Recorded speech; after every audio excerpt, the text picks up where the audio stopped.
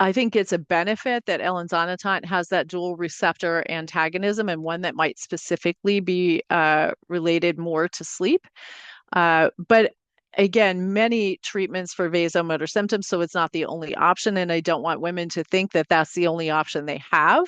But if a woman comes in and is having a lot of vasomotor symptoms and a sleep disturbance, and she's not a candidate for hormone therapy or chooses not to use hormone therapy, then elinzanetant would certainly be a great option.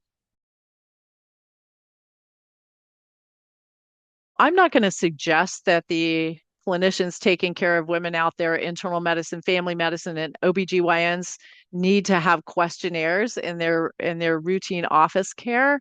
I think most women are going to be able to tell you if they're sleeping well or not sleeping well.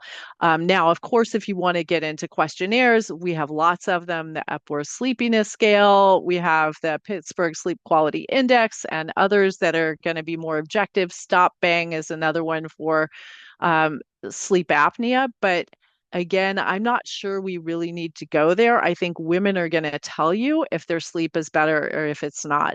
But let's also think about this. There are all kinds of other things that might be going on that could be disrupting sleep for women during this time.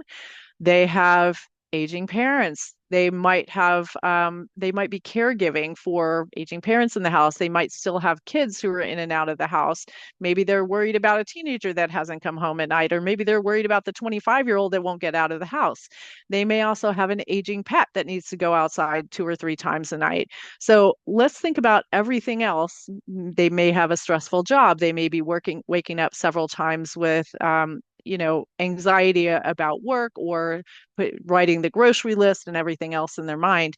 They may also be getting up to go to the bathroom several times a night. So there are many things that are going to keep midlife women up in the middle of the night or prevent her from getting a good night's sleep. So we need to be thinking about all of those things.